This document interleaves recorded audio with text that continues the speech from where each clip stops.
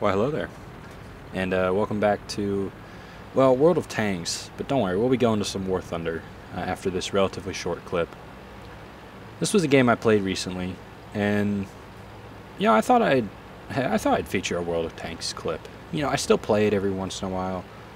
I'm not, I care less about it than I do War Thunder Ground Force, but it's still something I enjoy, and you can tell how often I play based on the fact that I haven't really bothered installing the mods I like to use, or some of the graphical features like the sights. I haven't fixed those, or I don't have a what's it called, the name of the like Win 8 ratings and all that. I don't have any of that, but it's not necessary. But in this game, I'm running out over here onto the flank. This is where I remembered always going. And I'm in my KV-220, so it's a very equipped tank for this. The medium tank has decided that it's not worth pursuing this flank. However, there is a tank destroyer coming up who's going to try and support myself and the medium, and we're going to push up together. But first, I'm going to dig my nose into this wall here, angle the armor, and sit back and relax. And the KV-220 is really interesting because it's a really, really powerful heavy tank. I mean, it's a KV-3 hull with a basically stock KV-1 turret, and the gun isn't that good, but it's good enough. And the armor on the hull makes it a very difficult target for a lot of tanks to handle. And as you can see on the mini-map, which I play with my mini-map fairly large just to help me see things, I guess. The balance of our team is pushing aggressively down that eastern road, and are eventually going to push towards the cap. But first, we have to deal with some enemies who are up here.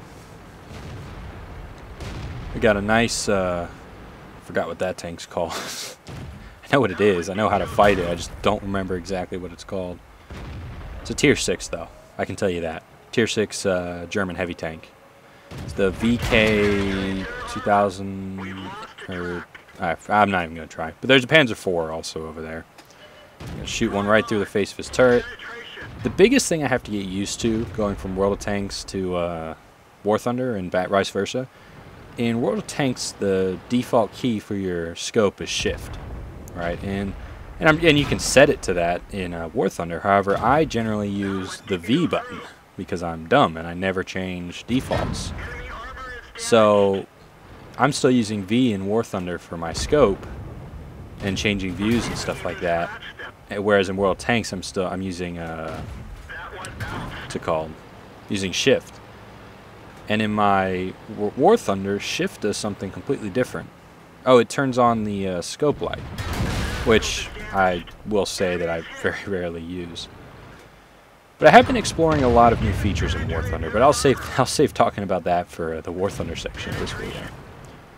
But one thing you got to always remember in the KV-220 is you need to keep angled. Just keep angling, because this tank lives and dies by the angle of its armor.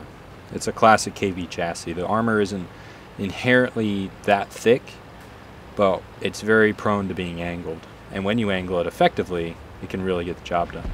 You saw me spaz out there because there's a very random tank destroyer behind me now. So quickly spin this tank around, fire a shell, no luck there, and the Electo has actually come up behind me. So I'm going to use my repair kit on my tracks, and then take the advantage of that French tank destroyer backing up to put this rock between myself and him so I can focus on this Electo. Because the Electo is honestly the more pressing threat. He's behind me, and there you go. It's knocked out. I mean, it's a tier 4 machine. What else are you going to do?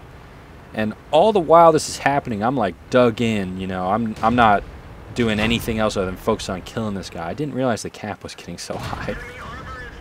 And I remember after going for the track shot there, got him tracked, and I thought about going around, but I realized he would just repair. So get another healthy hit in there, and boom, the game ends. Like, what the heck? I literally was like, whoa, why'd the game end? But yeah, it was just a fun little game. I thought I'd share it. I don't post many World of Tanks clips, but I'll probably start posting them every once in a while. Don't worry, we're not going to miss out on any War Thunder, but it's another game I play, and this channel is always going to sort of revolve around what me and my brother are playing at the moment. And there'll always be War Thunder, there'll always be World of Tanks, but don't be that surprised if you see an occasional foray into something different. But anyway, let's move on to the War Thunder clip, shall we? So here we are on the White Rock Fortress Castle, whatever it's called, map, in an arcade battle in War Thunder.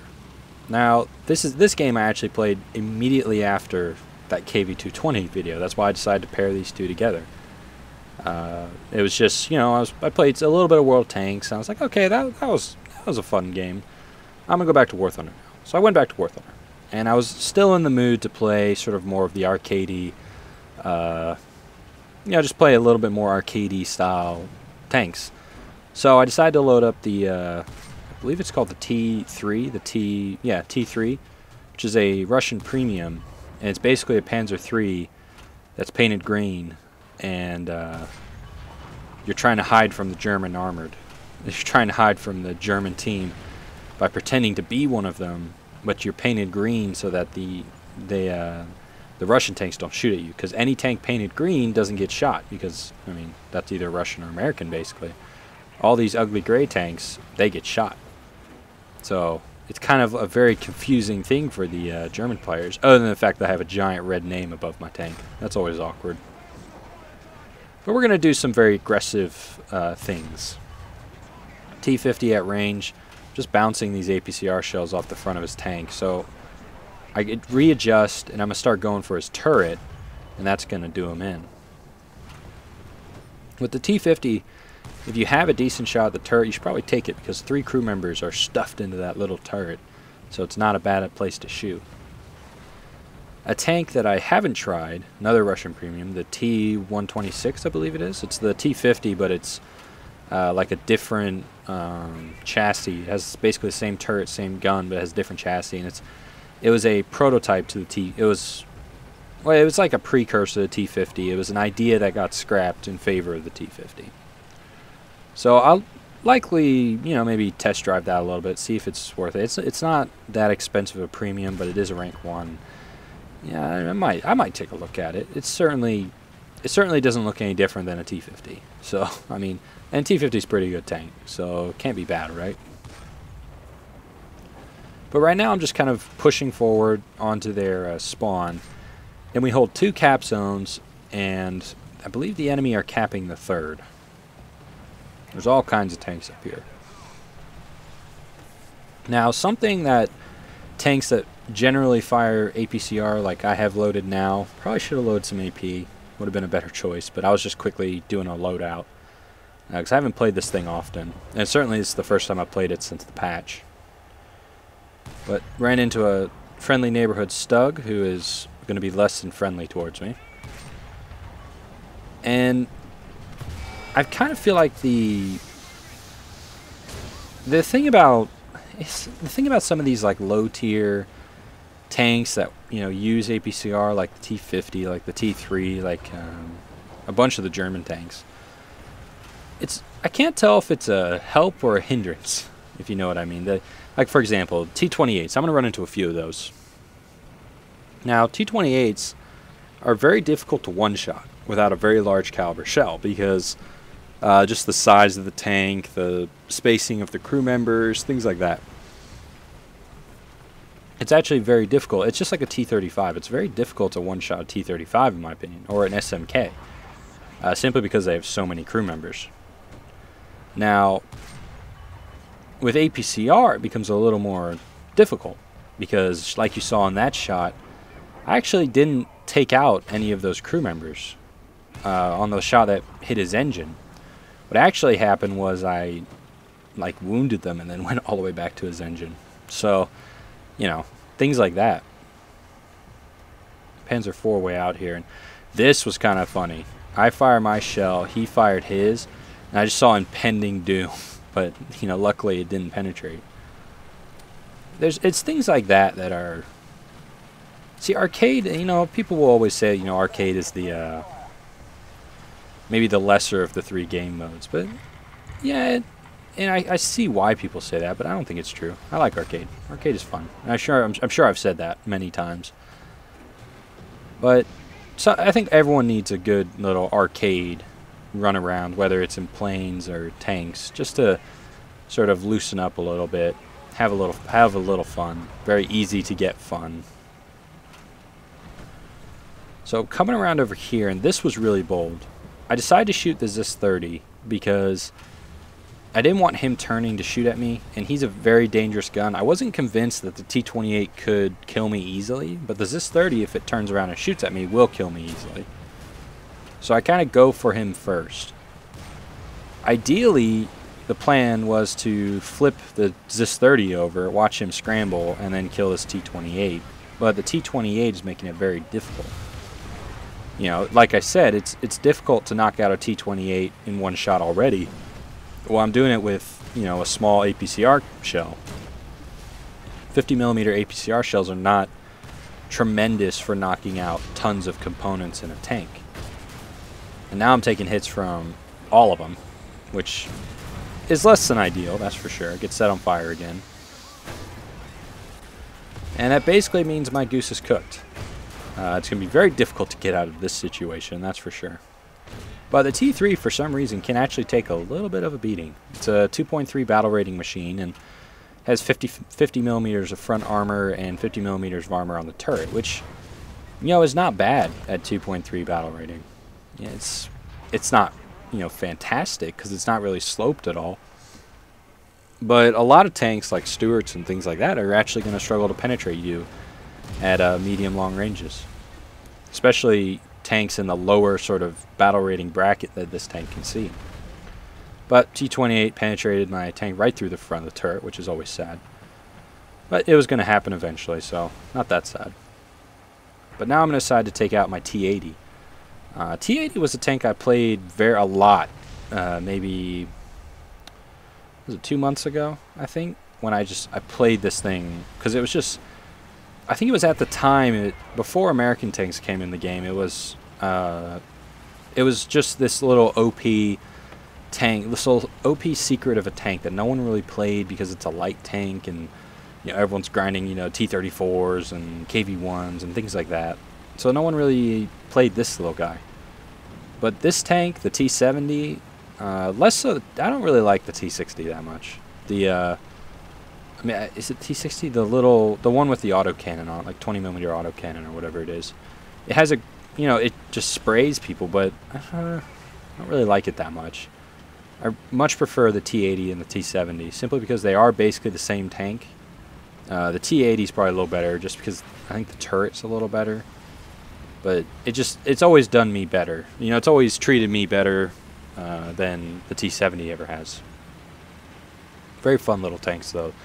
If you're looking for a tank to just kind of take out and play very casually, you know, you've been grinding or whatever and you want a little break, T-80 is not a bad one. Nice hit there. And then this tank I have APCR and AP loaded. The AP is it's one of these just armor-piercing fragment shells. It doesn't explode or anything like that, which is sad. But, you know, I always prefer to have the explosive AP shells just because they do more damage, which is nice. But what's happening so far in the game is we hold A and C. We've lost B, but that's kind of what we're fighting for at the moment. These enemy tanks are kind of caught in the open, and we're going to do them in nice. I actually switched to AP there for a while, but I've decided to go back to the APCR just because I wasn't penetrating with the AP, which is a problem that you'll run into a decent amount. And there's a M5 Stuart. It's a tank I want to play more of. It seems like a fun little tank.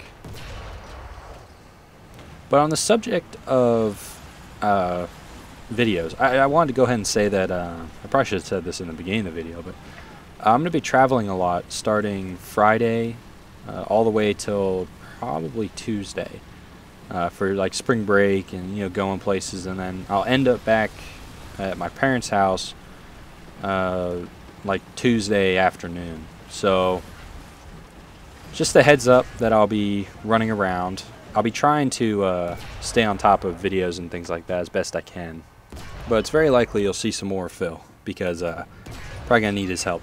You know, I have some ideas, and I have a video that been kind of, it's sort of come about recently where I've decided to make it, but it should be, it's more of a how-to video, and I think a lot of people will find it helpful, because a lot of people ask me a very specific question, and I'm not going to give you nearly as much hint as I did 2 days ago for the tank review, but it's a question I get asked a lot, and it's something I felt like I can make a video to address and maybe help people get better at this particular skill. And it's all about, because I realize that there's, well, I've always known, but I've never taken advantage of a few tools that are in War Thunder that are just not bound. Like the keys aren't bound, so you have to bind them, but once you do, there's some really useful things there.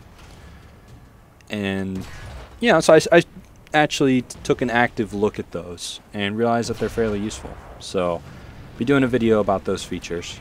And then also, hopefully I'll have a tank review ready for the weekend. You'll have another one of those. And I need to get back onto the tank review swing. It's just I got so busy for so long, I just really didn't have the time to devote to making a 30-40 minute plus video, you know. And some of the ones I want to do are going to take a while, right? The M47 one wasn't as long as probably I could have made it, but the ones I have planned figure to be long, but I haven't finished making them, so I'm not sure exactly how long they'll be. So don't worry, you'll have some nice like driving sound or whatever you do when you listen to them. But that'll be coming up soon. And so far what's happening in this battle, they've capped all 3 zones, which is awkward, right? We have a AAA who's sort of moving towards C, but I think he's being held up by either terrain or enemy tanks, and that's always an issue. I'm currently running to B because I want to try and get in there and cap, and we have some teammates trying to cap A, because we need to really take advantage. We need to take a hold of these caps if we want to try and win, and always trying to win. I thought I was thinking, yeah, I'm having a pretty decent game here. I'm having a lot of fun. Let's try and win and like have even more fun, because I feel like it's safe to assume that you always have more fun when you win than losing. But I guess that's not always true. If you did something that was incredibly fun, but you almost don't care the outcome of the game. But the goal is to always win. I'm running up here, and it's a Stug 3. It's a little awkward. Stugs are not an easy thing to kill in this tank, especially when you play rather suboptimally, like I will. His first shot didn't do a whole lot. I put another shot into him, trying to get his driver, trying to do something. But no, he set me on fire now, and he's gotten my engine or transmission or something. Basically, I can't move, and while he's sitting in the cap, I can't decap, and he just kind of bumps me. Can't shoot him back, and he just pops me. And that's how it's gonna happen. Little T80 RIP 2015. RIP as it lived in the cap circle, being pushed over by a much heavier tank. I saw something funny the other day, and it's something actually me and a buddy of mine have been talking about trying to do, is making like a Congo line of tanks, because in World of Tanks you could do it by just pushing each other, but in War Thunder you can actually cable up and like hook towing cables to each other, and that might be fun to have like a Congo line of tanks. You have like unturreted tank destroyer leading, like pulling everybody, and we were thinking that what if you got like a Stug and I don't know, some turreted tank, and the Stug was the only one who could drive and the turret tank was the only one who could shoot, and you kind of you tow cable up and pull like a little Siamese twin deal. But anyway, super fun game. I really enjoyed it. And, it's nice to sometimes jump into arcade and have a little bit of fun. But anyway, I want to thank you guys for watching. I hope you enjoyed the video. And I'll see you next time.